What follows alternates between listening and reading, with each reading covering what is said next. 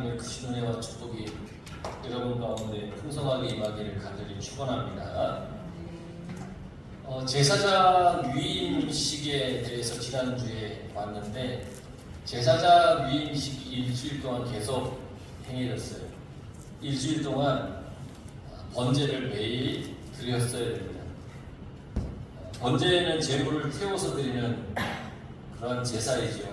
그걸 하나님께 드렸는데 38절 39절에 보면 내가 제단 위에 드릴 것은 이러하니라. 매일 1년 된 어린 양 2마리니 한 어린 양은 아침에 드리고 한 어린 양은 저녁 때 드릴지며. 매일 어린 양 2마리를 하나님께 제물로 드리는데 한 마리는 아침에 드리고 한 마리는 저녁에 드려야 돼요. 아침에 드리는 번제의 양은 어떤 의미이냐? 전날 밤에 지은 죄를 위한 번제. 그럼 저녁에 드리는 양은 그날 낮 동안에 내가 지은 죄를 위한 번제의 제물. 이게 아침 저녁 드리는 거예요. 즉 항상 죄를 기억하여서 회개해야 된다는 겁니다. 그래야 거룩해진다는 겁니다. 제사장은 거룩한 일을 행하는 사람이기 때문에 항상 하나님 앞에 회개하고 밤낮 아침 늘 하나님께 내 죄를 용서함을 받아야 되는 겁니다. 우리도 죄를 그냥 넘기며 살아서는 안 됩니다. 죄는 반드시 하나님 앞에 다 말하고 회개해서 용서를 받아야 됩니다. 우리도 하나님의 거룩한 자녀이기 때문입니다. 그러니까 제사장, 구약시대에는 제사장이 거룩한 직임을 감당했기 때문에 그렇게 했다 하더라도 우리도 하나님의 거룩한 자녀이기 때문에 늘 그렇게 주님 앞에 회개하며 살아야 되는 겁니다. 40절에 보면 한 어린 양의 고운 밀가루 10분의 1 에바와 찌은 기름 4분의 1 흰을 더하고 또 전제로 포도주 4분의 1 흰을 더할지며 그랬죠. 에바, 한 에바라고 하는 것은 그 고체의 부피 단위입니다. 고체의 부피 단위.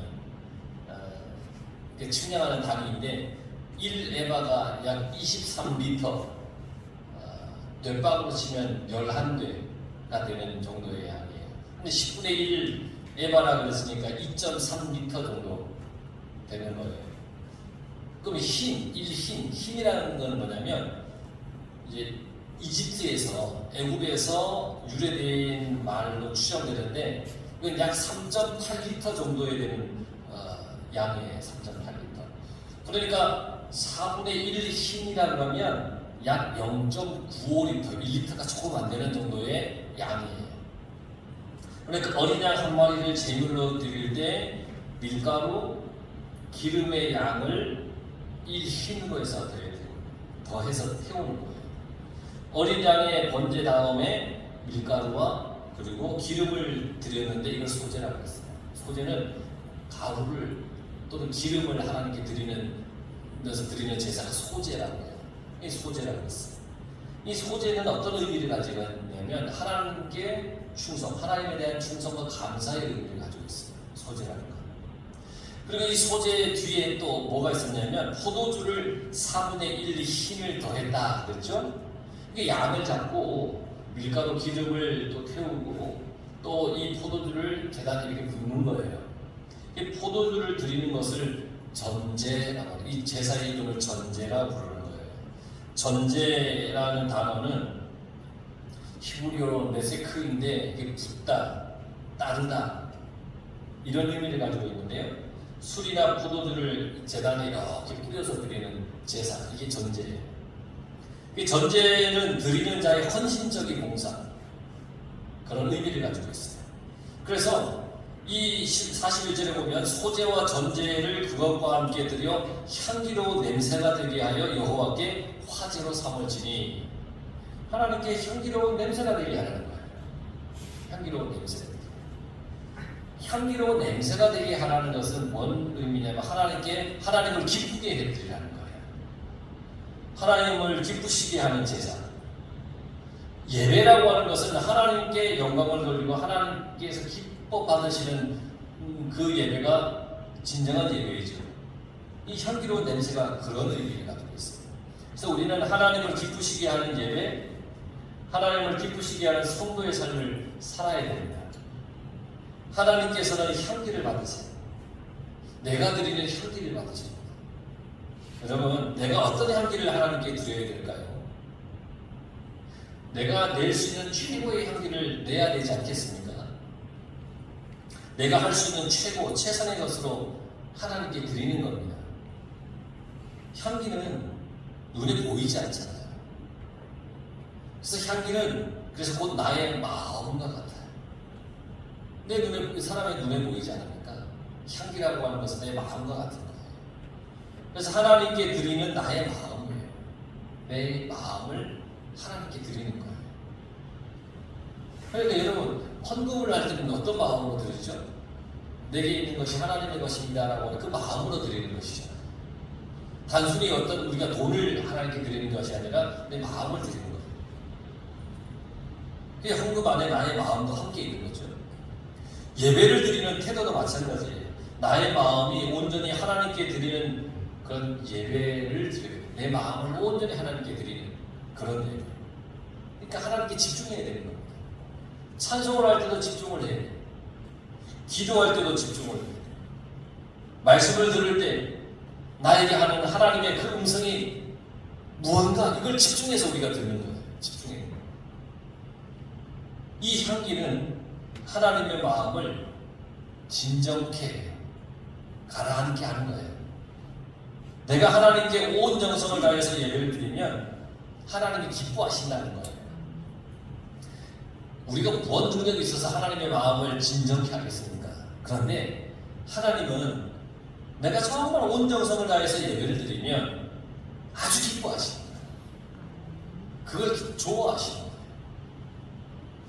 나는 하나님께서 아주 기뻐하시는 하나님의 자녀가 될 수 있는 거예요. 그러니까 우리는 이 예배를 정성껏 드려야 됩니다. 마음을 다해서 드려야 됩니다.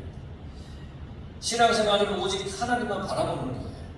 나의 인생의 모든 것이 하나님께 있음을 깨닫고 살아가는 것. 이게 향기로운 냄새를 하나님께 드리는 거예요. 여러분들의 향기로운 이 마음을, 삶을 하나님께 온전히 드리며 살아가시기 바랍니다. 42절에 보면 이는 너희가 대대로 여호와 앞 회막문에서 늘 드릴 번제라.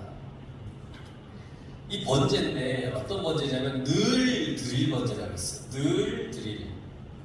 한 번만 드리는 예배로 모든 것을 다 했다고 할 수 없어요. 한 번 받은 은혜로 이 은혜가 평생 간다라고 말할 수 없어요. 우리는 늘 하나님을 찾아야 됩니다. 늘 드릴 번제라는 거예요. 늘 우리는 하나님을 찾아야 됩니다. 늘 찾는다고 하는 것은 매일 하나님을 생각하고 기억하면서 산다는 겁니다. 우리가 하나님을 잠시라도 기억하지 않으면 분명히 하나님과 멀어져요. 잠시라도 생각하지 않으면 멀어져요. 아니라고 자신하지 마십시오. 나는 자신 있습니다. 나는 믿음의 뿌리는 튼튼합니다. 걱정하지 마십시오. 한 달쯤 하나님 떠나도 언제든지 돌아올 수 있습니다. 이런 어떤 자만을 해서는 절대 안 됩니다. 우리는 너무나 연약한 인생이라는 것을 하나님이 다 아십니다. 그래서 늘 하나님께 번제를 드리라고 하시는 거예요. 늘 중요해요. 늘 하나님을 찾으라고 기억하라고 그렇게 하나님께서 말씀하시는 거예요. 세상의 사람들은 그래요. 매주 나가는 예배 한 주 빠지면 어떻고 두 주 빠지면 어떠냐고. 그런데 아니에요. 하나님은 연약한 우리를 아시기 때문에 늘 나를 찾아라. 늘 나를 기억해라. 그렇게 말씀하고 계시는 거예요. 가까이 하지 않으면 반드시 멀어지기 때문에. 그리고 하나님께서 42절에 내가 거기서 너희와 만나고 내게 말하리라. 내가 거기서 너희와 만나고 내게 말하리라. 이 말씀의 원어 성경에 보면 거기서라고 하는 단어가 두 번이나 나옵니다. 번역은 그냥 거기서 너희와 만나고 내게 말하리라 그랬잖아요. 원어 성경을 정확하게 번역하면 내가 거기서 너희와 만나고 거기서 내게 말하리라 그랬어요. 거기서 두 번을 얘기했어요. 강조했어요. 중요하다는 얘기예요. 번제를 드리는 이 장소인 회막문을 강조하는 거예요. 거기서 하나님께서 이스라엘 백성과 만나시고 말씀하시는 곳은 다른 곳이 아니에요. 예배의 초소로 거룩하게 구별된 회막, 성막이에요. 거룩하게 구별해 두신 곳이에요. 물론 하나님은 무소부재하신 분입니다. 하나님께서 세상 천지에 계시지 않은 곳이 없습니다. 하지만 회막, 오늘로 얘기하자면 교회, 이곳은 하나님을 만나고 그분의 말씀을 들을 수 있는 특별한 장소입니다. 교회의 목적이 바로 하나님께 예배를 드리는 것입니다. 우리는 교회에 모이기를 힘쓰고 그곳에서 하나님을 만나 예배 드리는 일에 힘써야 됩니다. 내가 거기서 하나님은 분명히 그렇게 말씀하셨습니다. 예배를 통해서 나에게 말씀하시는 하나님의 음성을 들어야 됩니다. 설교는 나에게 하시는 하나님의 말씀입니다. 가볍게 듣고 넘어갈 것이 아닙니다. 나의 마음에 들지 않는다고 귀를 닫아서도 안 됩니다. 그래서 설교자도 기도하며 성령의 지혜를 구하며 신중하게 준비하지만 듣는 사람도 잘 듣기 위해서 기도해야 됩니다. 여러분 교회 나올 때 하나님 오늘도 하나님의 말씀이 잘 들려지게 해주십시오라고 기도해야 됩니다.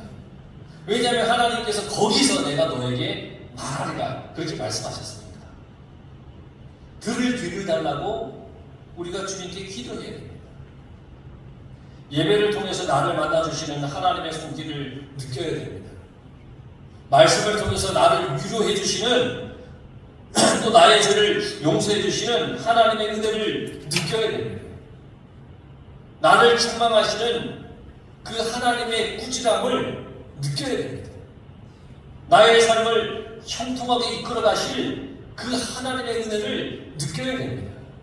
예배를 통해서 그게 느껴져야 되는 겁니다. 그게 들리는 겁니다. 우리의 예배는 그래서 매우 중요한 행위입니다. 매우 중요합니다. 43절에 보면 내가 거기서 이스라엘 자손을 만나리니 내 영광으로 말미암아 회막이 거룩하게 될지라. 하나님과의 말씀이 살아있는 교회는 거룩한 곳입니다. 우리 이곳은 거룩한 곳입니다. 하나님의 이 생명 말씀이 사라진 교회는 거룩하지 않은 교회입니다. 하나님의 말씀이 살아있는 곳은 거룩한 곳이지만 하나님의 이 생명 말씀이 사라진 곳은 거룩하지 않은 곳이에요. 하나님의 임재와 영광이 가득 차 있는 교회는 거룩한 교회입니다. 우리 교회가 늘 하나님의 임재와 성령이 가득한 교회가 되길 원합니다. 우리가 교회에서 그래서 말과 행동을 조심해야 하는 이유, 그것은 이곳이 하나님의 임재와 영광이 있는 거룩한 곳이기 때문입니다. 그래서 교회 안에서 우리가 불평, 불만, 싸우고 다투고 원망하고 이런 것들이 있어서는 안 됩니다. 이곳은 하나님이 임재하시고 하나님이 함께 하시는 거룩한 곳임을 우리는 늘 기억해야 됩니다. 그렇다고 세상에서 그러면 아무런 말이나 아무런 행동을 막 하고 다녀도 됩니까?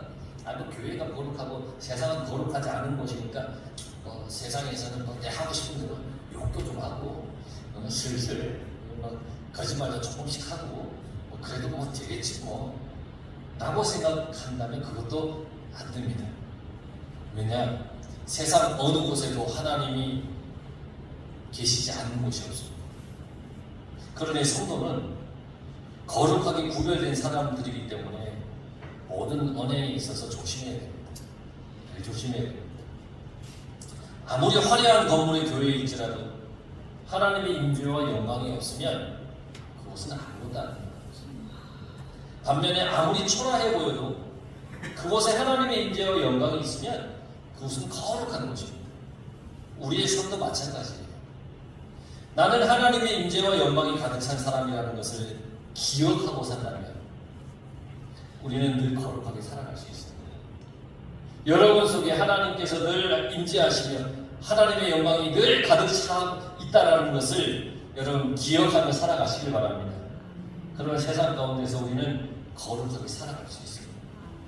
그 거룩한 것이 어떤 것이냐? 44절에 내가 그 회막과 제단을 거룩하게 하며 아론과 그의 아들들도 거룩하게 하여 내게 제사장 직분을 행하게 하며.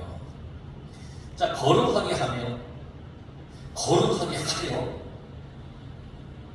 거룩하게 하는 분은 하나님이십니다. 하나님께서 거룩하게 해주셔야 거룩해지는 겁니다. 많은 사람들이 거룩해지려고 스스로 고행을 합니다. 중세시대 때 카톨릭은 고행을 통해서 거룩해진다고 했어요. 그런데 그것이 아닙니다. 나의 죄만큼 무거운 짐을 끌고 막 나를 힘들게 하고 내 육체를 힘들게 하면 된다고 생각했습니다. 그러나 스스로 이 고행을 한다고 해서 스스로 거룩해질 수 없습니다. 사람은 절대 거룩해지지 못합니다. 사람은 스스로 노력하고 열심을 품지만 그것으로 온전해지지 못합니다. 우리가 거룩해지고 온전해질 수 있는 유일한 길은 하나님의 도움밖에 없습니다. 그래서 하나님께서 내가 거룩하게 하며 거룩하게 하여 거룩하게 해주는 주체는 하나님이십니다. 45절에 내가 이스라엘 자손 중에 거하여 그들의 하나님이 되리니 거하여 거주하다 안다는 얘기. 하나님께서 우리 가운데 계셔야 하는 겁니다. 전능하신 하나님께서 우리 가운데 계셔서 우리를 지켜주시고 나와 동행해 주시는 것보다 더 든든한 일이 어디 있겠습니까? 그게 가장 든든한 일이 아닙니까? 하나님이 나와 동행해 주시고 하나님은 나를 지켜주시는 게 가장 든든한 일이죠. 여러분, 하나님께서 늘 내 가운데 계시기를 여러분 내 마음을 활짝 열어놓고 살아가시길 바랍니다. 주님이 들어오시기를 소망하며 살아가시길 바랍니다. 46절에 보면 그들은 내가 그들의 하나님 여호와로서 그들 중에 거하리고 그들을 애굽 땅에서 인도하여 낸 줄을 알리라. 나는 그들의 하나님 여호와니라 하겠습니다. 하나님은 우리 가운데 계시기를 원하는 분이세요. 내 속에 계시기를 원하시는 분이세요. 내가 이스라엘 자손 중에 거하여 주님께서는 내 속에 계시기를 원하십니다. 여러분 삶 속에 늘 함께하기를 원하십니다. 우리 속에 있는 모든 죄를 거두어내시고 우리 가운데 계시기 원합니다. 내 속에 있는 죄를 다 거두어내시기 원해요. 그리고 그 속에 하나님이 계시기 원합니다. 죄와 사망에서 나를 해방시켜 주시고 나를 구원해 주시기를 원하시는 분이 하나님이십니다. 애굽에서 인도하여 냈다고 하는 것은 우리를 죄에서 구원했다는 겁니다. 성경에서 애굽은 죄의 상징이었지 않습니까? 노예. 그것에서 구원해 건져내시기를 원하시는 분. 여러분 잊지 마시기 바랍니다. 하나님의 전적인 은혜로 우리는 죄에서 자유를 얻는 겁니다. 애굽에서 이스라엘 백성들이 탈출할 때 그들이 뭘 했습니까? 하나님의 인도하심을 따는 것밖에 없는 거예요. 홍해 앞에서 그들이 뭘 했습니까? 모세가 그랬잖아요. 지금 너희는 하나님이 되심을 이 자리에서 보라. 하나님의 역사하심을 이 자리에서 보라는 거예요. 우리가 알 수 있는 것은 없다는 거예요. 뒤에서는 애굽의 군사가 쫓아오고 앞에는 홍해가 있어요. 어찌할 수 없는. 그러나 하나님이 함께 해주셔서 전적인 은혜를 베풀어 주셔서 홍해가 갈라지고 그리고 홍해를 건너서 애굽에서 탈출하는 거예요. 노예에서 해방을 얻는 거예요. 그 속에서 나의 공로는 아무것도 없어요. 모든 것이 하나님의 은혜예요. 나를 향한 무조건적인 하나님의 은혜. 여러분, 거기서 내가 너를 만나고 거기서 너에게 말하겠다고 한 그 거룩한 하나님의 그 은혜를 우리가 늘 기억하면서 잊지 않으면서 주님의 은혜의 그 자리에서 여러분들 모두가 살아가시기를 주의 이름으로 간절히 축원합니다.